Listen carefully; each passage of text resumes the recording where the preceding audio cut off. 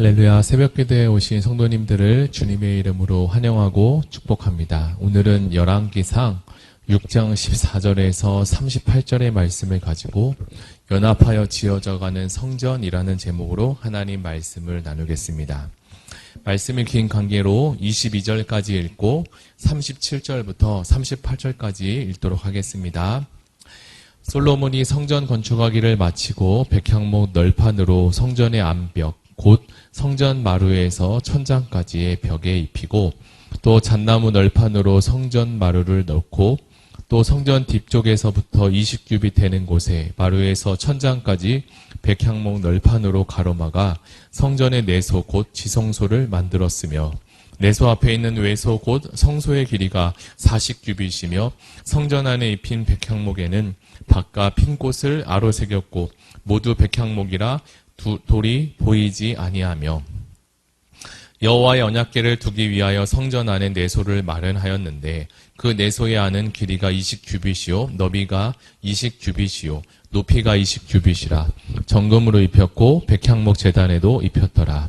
솔로몬이 정금으로 외소 안에 입히고 내소 앞에 금사슬로 건너 지르고 내소를 금으로 입히고 온 성전을 금으로 입히기를 마치고 내소에 속한 제단의 전부를 금으로 입혔더라. 37절입니다. 넷째 15월에 여호와의 성전 기초를 쌓았고 11째 해 불월 곧 8째 달에 그 설계와 식양대로 성전 건축이 다 끝났으니 솔로몬이 7년 동안 성전을 건축하였더라. 아멘. 높은 빌딩이나 또는 높은 산에 이렇게 올라가 보면 세상에 많은 것들이 보이기 시작합니다. 아파트며 빌라며 집들이 참 많다는 것을 새롭게 알게 되는데요. 몇 년 전 한국은 끝을 모를 정도로 집값이 오르며 집을 소유한 사람은 어떨지 모르겠지만 집을 소유하지 못한 청년들이나 어떤 분들에게는 절망과 한계에 다다르며 그 큰 어려움을 견뎌야 했던 지난 시간도 있었습니다. 오늘 우리는 열왕기상 6장의 말씀은 사람의 집이 아닌 하나님의 집, 하나님의 성전을 짓는 이야기가 소개되어 있습니다. 하나님의 집을 건축한 이는 크게 성막을 지은 모세, 그 다음에 성전을 지은 솔로몬, 그리고 다시 포로에서 돌아와 다시 성전을 건축한 수룹바벨이 있습니다. 하나님은 구약의 믿음의 조상이었던 아브라함에게 너의 본토, 친척, 그리고 아비집을 떠나 하나님께 예배하는 장소와 공간을 이렇게 정해 주셨습니다. 구약에서 신약이라는 시간을 흐르면서 그 시간을 지나며 성전도 여러 형태와 모습으로 변화가 되었고 이것은 우리로 하여금 하나님께 예배하는 우리 예배자가 하나님을 잘 섬기고 예배하기 위함이었습니다. 그러나 사람들은 이렇게 처음 가졌던 하나님께 예배하는 그 마음은 처음에 신실하고 진실하고 겸손했지만 어느덧 시간이 지나면서 본질이 아닌 것에 자신들의 마음을 두고 성전을 때로는 우상시하는 일까지 생기게 되었습니다. 하나님은 처음 성전을 지으실 때 이 솔로몬에게 말씀하시기를 나는 온 세상 어느 곳에도 내가 거할 곳이 없다라고 말씀하시는 그 사실을 우리는 알고 있습니다. 저는 이 오늘 말씀, 이 본문을 묵상하면서 신대원에서 공부했던 초대 한국교회사를 가르쳐주신 어느 교수님의 이야기 하나가 떠올랐습니다. 그 교수님은 한국교회사에서 건의가 있으신 분으로 사랑의 교회 옥하는 목사님과 매우 가깝게 지내며 한국교회에 대한 이러저런 이야기를 나누어 주셨다고 했습니다. 어느 날부터인가 한국교회가 이렇게 커지고 대형화되면서 교회 건물 자체가 우상화되는 경향이 생겼고 그로 더불어 믿지 않는 사람들은 그렇게 흘러가고 있는 이 한국교회를 향해서 이전에 존경하고 또 존중하는 그런 마음과 관심이 사라지고 이제는 교회를 타박하기 시작했다라고 말합니다. 신약의 주님은 성전을 3일 만에 헌다라고 말씀하시며 돌 위에 돌 하나도 없게 하시겠다고 말씀하셨습니다. 물론 이 성전은 우리가 알고 있는 이 예배당 건물이 아니라 하나님 예수님 자신의 몸을 말씀하셨던 것이기 때문이죠. 그래서 저는 이 말씀을 묵상하면서 솔로몬은 이 성전을 건축하면서 이 성전 건축에 어떤 재료를 사용하셨고 하나님께서 그 재료를 사용하신 이유와 목적이 있을 텐데 그 부분에 대해서 자세히 묵상해 보게 되었습니다. 본문을 보니까 먼저 지성소의 재료가 소개되고 있는데요. 모세가 지성소를 만들 때 이스라엘은 이동 중에 있었기에 물론 당연히 그 성막은 조립식이었습니다. 지성소 안에는 재료가 조각목이라는 아카시아 나무가 있는데 그 나무로 여러 개의 널판을 만들어 그 위에 금을 입혔던 모양입니다. 그러나 이 솔로몬의 성전은 이동식이 아니라 고정되어 있는 건물이기 때문에 지성소 전체를 이렇게 나무로 만들고 그곳을 금으로 이렇게 입힌 모양입니다. 여기서 사용된 조각목이라는 나무는 주로 광야에서 쉽게 구할 수 있는 나무고 가나안 땅에 들어가서는 오히려 이 나무를 구하기 어려웠음을 우리는 짐작해 보게 됩니다. 그래서 솔로몬이 성전을 지을 때는 조각목이 아닌 백향목을 사용하게 되는데 원래 이 조각목이라는 나무는 아카시아 나무의 종류로서 매우 단단해서 이런 용도로 사용하기에 매우 부적합한 나무이기도 합니다.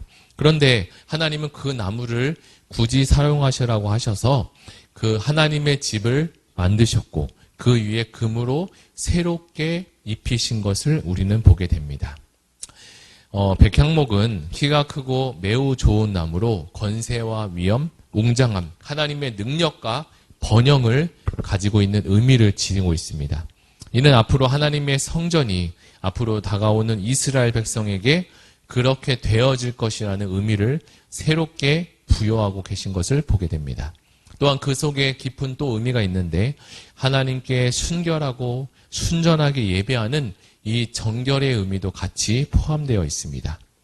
백향목이라는 나무는 향도 매우 좋고 고급 나무로서 평상시 배를 만들 때 사용하기도 하는 아주 좋은 나무에 속한다고 합니다. 그래서 이는 배를 타고 가서 어떤 것을 점령하고 하는 승리라는 속뜻을 가지고 있기도 합니다. 우리는 이렇게 열왕기상 6장의 말씀을 함께 묵상해 봤는데요. 특별히 저는 27절에 말씀을 한번 주의 깊게 살펴보게 되었습니다. 27절에 기록된 대로 성막에서 성전으로 지나갈 때 중요한 변화가 하나 생기게 됩니다. 그것은 하나님의 궤위에 있는 천사의 모습을 가리키는데요. 모세의 언약궤에 있었던 천사는 서로를 향해 날개를 펴고 있는 모습이었습니다. 즉 하나님께서 두 천사 날개 사이에서 말씀을 전하고자 하는 모습을 생각나게 합니다. 그러나 이 솔로몬 성전에서는 날개를 편 두 천사가 아주 크게 형상을 가지고 있어서 이 끝에서 저 끝으로 연결된 모양을 지니게 됩니다. 이것은 하나님의 지성소를 천사의 날개가 가득 채우고 있다라는 뜻을 가지고 있는데요. 하나님께서 이스라엘 백성들을 그리고 구원받은 우리를 두 팔을 벌려서 감싸주시고 보호해 주신다는 의미를 가지고 이해할 수 있습니다. 마지막으로 성전에서 가장 큰 변화는 뜰이라는 것인데요. 15절과 16절에 이렇게 기록하고 있습니다.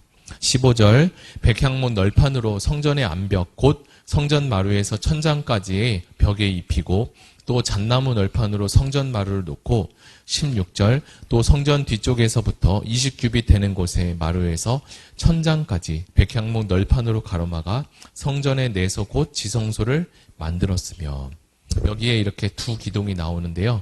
그것은 우리가 잘 알고 있는 야긴과 보아스라는 기둥을 가리킵니다. 이 기둥으로 말할 것 같으면 그 높이가 무려 8m 정도가 되고 둘레는 5m가 넘는 거대한 노수로 만든 기둥이었습니다. 그 모양을 상상만 해도 얼마나 위험이 큰가를 느끼게 되기도 합니다. 물론 이 기둥은 성전 건물을 지탱하는 것은 아니었고 성전 바로 앞에서 독립적으로 두 개의 기둥이 세워져 있습니다. 야긴과 보아스라는 뜻을 우리가 또 궁금해할 수 있는데 그 뜻은 그가 세우신다 그리고 그에게 능력이 있다라는 뜻을 가지고 있습니다. 즉 하나님은 이 성전을 만들 때 이 의미를 부여하셔서 성전이라는 하나님의 집은 하나님께서 세우실 것이고 그에 따른 능력도 다른 누군가가 아니라 하나님이 가지신다라는 뜻을 가지고 있습니다. 이 기둥은 직접적으로 성전을 바치거나 도움을 떠받치는 기능은 있지 않지만 우리에게 부여하고 주시는 의미는 많은 것들을 포괄하고 있음을 알 수 있습니다. 이스라엘 백성과 믿는 우리 그리스도인은 이 기둥 안에서 항상 거해야 하는데요. 신약 시대를 지난 우리들은 예수 그리스도와 그리고 예수께서 하신 그 일을 날마다 기억하고 믿음으로 선포해야 합니다.